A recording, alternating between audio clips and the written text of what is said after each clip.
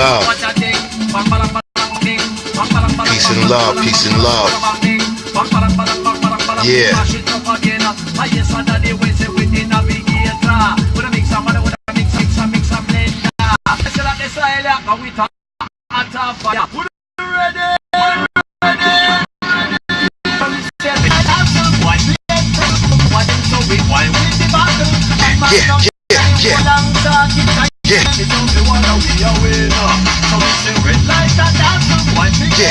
Yeah.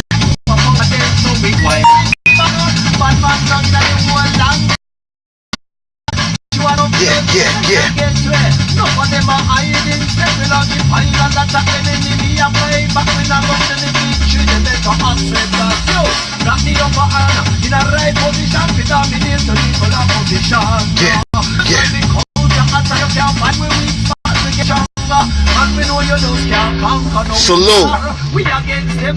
How's everybody doing this morning? Peace and love, peace and love. Yes, y'all. And you don't stop. Rock on till the break of dawn. And I am one of the livest, and I am one of the flyest. And hip step, you can't deny it. What's up, fam? Welcome to this Monday episode of Peace and Love. I hope everybody had a good weekend. I know I had a great weekend. You know why I had a great weekend? Because it's a mind state. It's a mind state. It's a mentality. Hey, Bob. That's why I had a great weekend. Because it's a mentality.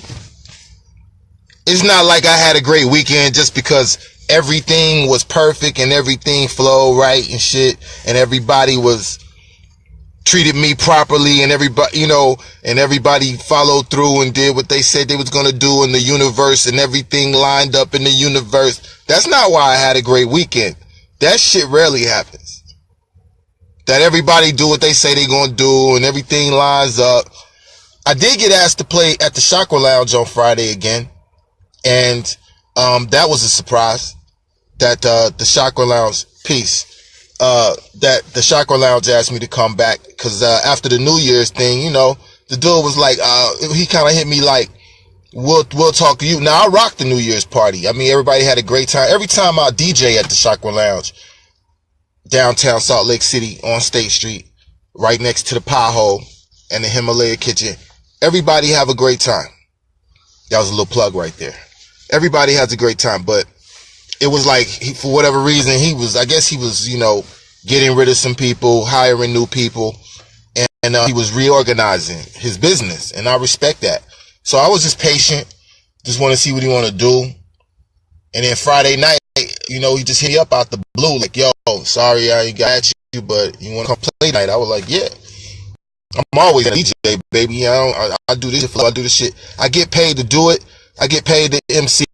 I get paid to DJ. Yes, because I'm a professional. I'm nice at it. I work at it. I practice at it. Been practicing at it. Been working at it for years. But I get paid at it. But I'll do it anyway off GP. Like, when I'm feeling it. So I don't mind no last minute shit. Yeah. Plus, if you a person that's about your guap, you down to do shit last minute. You know what I'm saying? If you a winner, you know what I mean? You don't make a bunch of excuses like somebody hit you up, say it's money over here, come pick it up. You go get the bag. You know what I'm saying? A winner gonna go get the bag. He's not gonna sit and say, nah, I'm too high. I just want to smoke this bowl and I don't feel like going to get this guap. I ain't doing shit but watching Netflix. But, I can go over here and pick up this money and shit. Or I can just sit here and stay high and watch Netflix and drink this 6-pack and shit. No, a winner gonna go get the bag. So that's just a little advice for all y'all winners out there. But I don't have to tell y'all winners that. And all my friends is winners anyway. It's just the mentality. But the reason that I had a great weekend was because I chose to have a great weekend. I chose. It's my mentality is to have a great weekend. It was my outlook to have a great weekend. All right, y'all, let's talk about it. The origins of gang culture, why I don't bang. Look, the reason I don't bang, fam, is because, You know, when I was 15, I used to, you know, when I was like 13, I was in Chicago. I spent a lot of time in Chicago that year. Like a whole summer that year. Like the whole, like 3 months. And I was in Southside Chicago. Rest in peace to my grandfather. Owns the bar. I talked about it before. And in Chicago in 1989, do your math, it was a lot of gang banging going on. It has been since the 60s. And I was down, you know, I was just trying to hang out with somebody, you know what I'm saying? So my grandfather introduced me to his home. One of the patrons was a friend of his at a bar. His son introduced me to his son. And his son happened to be affiliated, you know what I'm saying? With whatever. So, and I started hanging out. I'm not going to give credence to the organization or anything like that, or say names or anything, but, you know, I was 13. I was kicking it with them, that organization, and they, you know, I always looked a little older for my age. Now I'm older, I look younger, so give thanks for that. But so I was 13, but they was telling all the girls and shit I was 17. So we go, you know, mac on shorties and shit like that. So we go around, you know, to different malls and go to the beach and shit. You know, Chicago do got beaches, and we just go kick it. Drink 40s, spark lie, holla at shorties.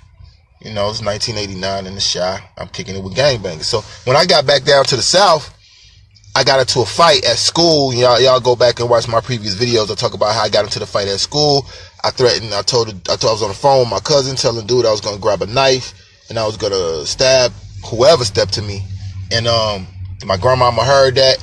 She called my mom. My mom came from Jackson, Mississippi to Chattanooga, Tennessee, picked my ass up, took me and enrolled me in school down there to keep me out of trouble, which I'm glad she did. Give thanks and praise. She's a wise woman.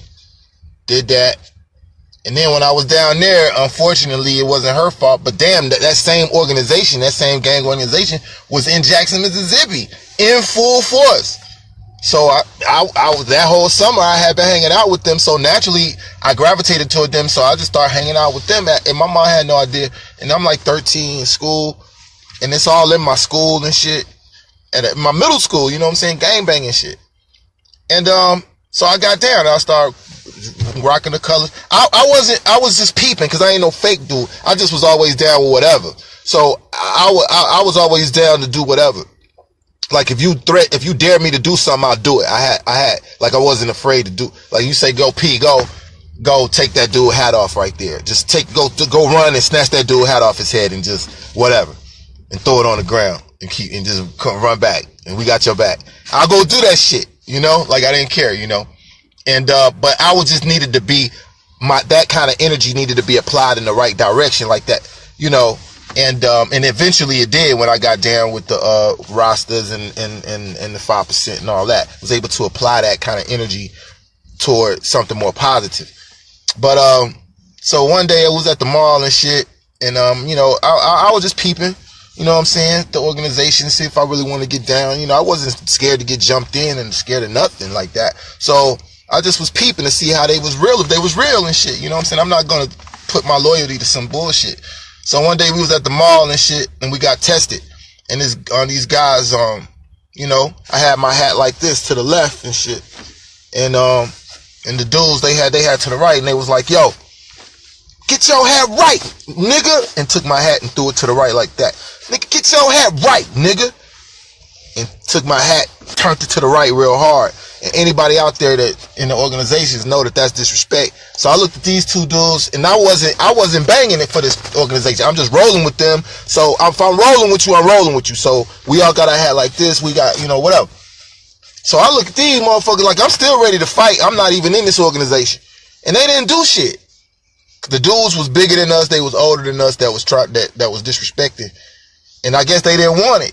I didn't care. You know what I'm saying? But I went home that night. You know, and I thought about the shit. I had already been questioning it. And then I just woke up the next morning. I had been listening to Bob Marley a lot. My mom and this dude I was kicking it with, who went to Jackson State University, he used to put me on the Bob Marley. And I started listening to Bob heavy. And, you know, at first, you know, I thought it was kind of corny and shit, you know, all the positivity, because I was into like NWA and all of that, and like hardcore groups. Like even the conscious shit I like was like Brand Nubian, so it was like punks jump up to get beat down. You know, more hardcore type hip hop shit. Conscious but hardcore shit. And Bob I thought was a little soft for my taste, for my palate. But I got down with it eventually, and then I just woke up one Saturday morning, man, shortly after that mall experience where dude turned my hat, disrespected me, and I just said, if I gotta gang bang and if I gotta be cool, if I gotta gang bang in order to be cool, if I gotta hate on my brothers and sisters and kill niggas and fight niggas, then I don't want to be cool. Fuck being cool, because I just want to do me. And I looked at Bob Marley like this somebody that was cool and was conscious. You know? He was cool and conscious. And that's what I wanted to be. I wanted to be a cool, conscious guy. I didn't want to be a cool square. I didn't want to be a square conscious guy. I wanted to be a cool. I had to be cool because where I'm from, you had to be cool. Couldn't be square at all. So I knew I wanted to be conscious, but I couldn't be square with it. So I went more like the 5% route. And that's why, that's why I don't gangbang, man, because, if I gotta kill my brothers and sisters, people that look like me, have the same socio-economic background, and be against them and see them as my op, then fuck it. I don't need it. Don't want it. My brothers and sisters is not my fucking ops. None of them. Fuck that. Underrated MCs. That's all I'm gonna say about that. Peace, Packy. Peace, Hamid. That's all I'm gonna say about that shit. Y'all already know how I rock. Y'all know I'm universal. I love people of all nationalities. I love all of Allah's children, if you will. All of the great spirit human beings and live beings. I just ain't, I love all of y'all. I love everybody. I'm not just gonna be down with killing my fam. Especially not people that look like me. People that's other brown skinned people with the history we have in this country. It's no way in hell. There's no way literally in this hell called North America. Underrated MCs. We gotta remember the underrated MCs and big them up whenever we get a chance. I'm talking Cormega. Cormega to me and Cool G Rap, they have a song called Capitol Hill with Sheik Luch from the Lox. It's one of the nicest. Google it. It's the Cool G Rap Return of the Don album is probably one of the most underrated albums that's out right now. It's so dope, but it's underrated.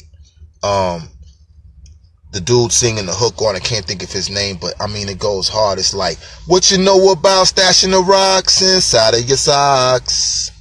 What you know about stashing the paper inside of your mailbox? Something or something, and when the beef is hot, they kill your family dog. Shit is beautiful on Capitol Hill, but now shit could get ugly. Shit is beautiful on Capitol Hill, but now shit could get ugly. It's like my favorite song, man. Sheik come in, he say, Sheik Luch from the Lox come in. You say, my shit hot, and I've been around since the diss man. But how you gonna diss a man when he hotter than you, though? You say, my fan base reached farther than Pluto. Bruno Mars. He say, I don't want to hear music. She want to hear Bruno Mars. Scoring in on foreign cars. I don't need music. She want to hear Bruno Mars. But Cormega kills that shit. He kills it. I can't even quote it because it's so complex, his wordplay. Cormega is probably the nicest MC from Queens. Rapper. He's nicer than Nas. I said it. I said Cormega is nicer than Nasty Nas. And Nas held that man back because he knew it. I don't know that. I shouldn't say things like that. But that's just how I kind of feel. Like, why y'all hold Queensbridge, New York City? Why y'all hold Cormega back? How come y'all don't give Cormega light, man? He ain't even underrated. He is, because y'all ain't giving him no light. Y'all know that man. Y'all know that man fucking earned that shit. He earned his light. He earned his shit. And he's the nicest. He nicer than Tragedy Gaddafi. He nicer than P. From Mobb Deep, God rest his soul and bless his life. And P, I'm so sorry. But if you was alive, P, I would tell you that to your grill. Cormega nicer than you, P. Cormega is fucking nice. Underrated. Get that new Return of the Dawn album. Cool G Rap. Get that shit. Download it, buy it. Buy that shit. Get up guys some like, give them some bread. Put bread in their pocket. They ass cap and BMI look fat, man. Born Legend Hurt, Packy Chan, Barbara. Love y'all. What up? Shit is beautiful on Capitol Hill, but now she can get ugly. Shit is beautiful on Capitol Hill, but now she can get ugly.